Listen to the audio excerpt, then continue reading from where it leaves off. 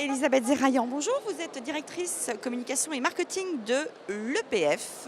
L'EPF, qui a une longue histoire, qui est une ancienne école d'ingénieurs, mais toute jeune d'esprit, si je puis dire. Mais vous avez de nombreuses voies d'accès en école d'ingénieur. Vous faites la preuve que l'on n'entre pas uniquement, il n'y a pas une seule voie figée. Quelles sont-elles?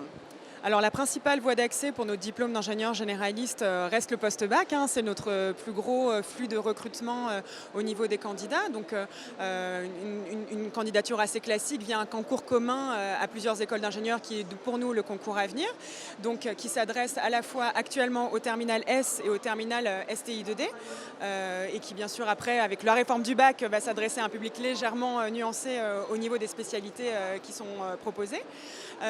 Donc là une voie d'accès principale pour le diplôme d'ingénieur généraliste post-bac, et des voies d'admission parallèles également après une classe préparatoire aux grandes écoles, ou des voies d'admission parallèles via la procédure Avenir Plus de bac plus 1 à bac plus 4. Donc ça c'est pour le diplôme d'ingénieur généraliste qui est le diplôme principal de l'école. À côté de ce diplôme-là, l'EPF propose aussi des formations binationales, notamment un diplôme conjoint franco-allemand en production et automatisation et une formation binationale franco-québécoise. Et ces deux formations qui sont donc binationales dès la première année, la première année après la terminale, permettent soit de partir en alternance géographique en Allemagne, soit de partir en alternance géographique au Québec. Les voies d'accès pour ces formations-là sont uniquement post-bac pour le coup, se font également sur Parcoursup, et là c'est un concours propre à l'EPF d'études de dossier, d'entretien de motivation. Vous avez aussi une formation par apprentissage qui, elle, est accessible uniquement après bac plus 2.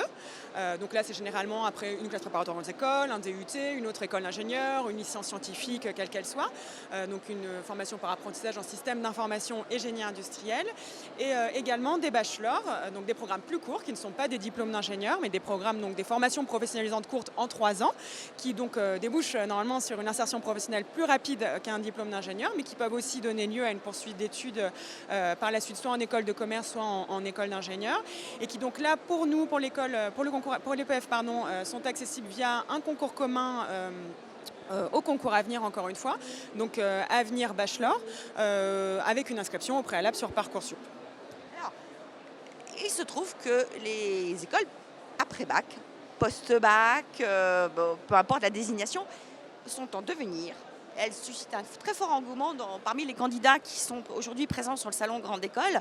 Pourquoi cet engouement? Pourquoi les écoles de post-bac attirent-elles? C'est vrai qu'on constate vraiment que nous, notre plus gros flux de recrutement reste le post-bac. Je pense qu'il y a vraiment une volonté, en fait, de plus en plus de la part des élèves, des lycéens, de se projeter tout de suite dans leur future école, qui va les former à leur futur diplôme d'ingénieur. Et que c'est vrai qu'il y a une préférence de la part maintenant de plus en plus des lycéens de démarrer tout de suite dans leur école. Quand vous démarrez dans une école post-bac, vous êtes tout de suite dans une approche métier, en fait. On vous forme dès votre première année au diplôme d'ingénieur, au futur métier que vous allez exercer. Donc c'est vrai que c'est une différence par rapport peut-être à des licences scientifiques qui vont pour le moment être beaucoup plus théoriques et moins être dans une approche métier.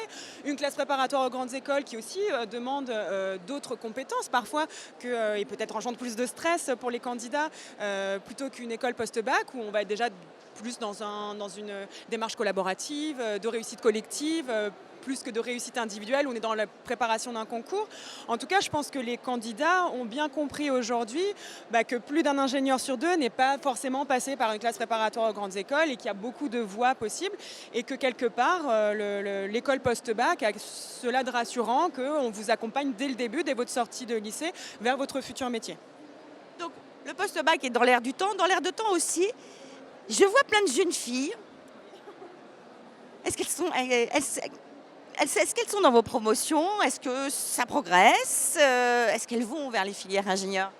Alors, pour l'EPF, on a pour le coup une histoire assez particulière, puisque l'EPF est l'ancienne école polytechnique féminine, donc elle est mixte depuis 1994, et on a du coup historiquement beaucoup de jeunes filles dans nos effectifs. On est à peu près à 36% de jeunes filles dans nos effectifs, et sur les bachelières, on intègre à peu près 33% dans nos effectifs de candidates.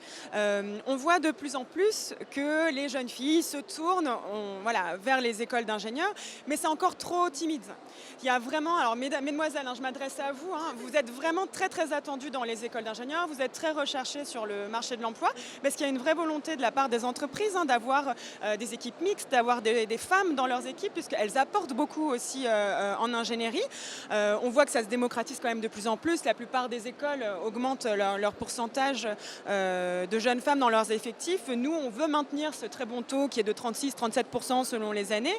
Vous avez effectivement des secteurs qui attirent plus aussi les jeunes femmes dans le secteur d'ingénierie, dans le métier de l'ingénierie, pardon, qui sont la santé, l'énergie, l'environnement. On sait que ce sont des secteurs pour lesquels les jeunes femmes ont une appétence. Donc voilà, il n'y a pas que la chimie. Vous pouvez faire autre chose que médecin ou infirmière quand vous aimez les sciences. Les métiers d'ingénierie sont passionnants et il y a beaucoup de secteurs dans lesquels vous pouvez vraiment vous retrouver en tant que jeune femme dans le métier d'ingénieur. Elisabeth, merci pour toutes ces explications.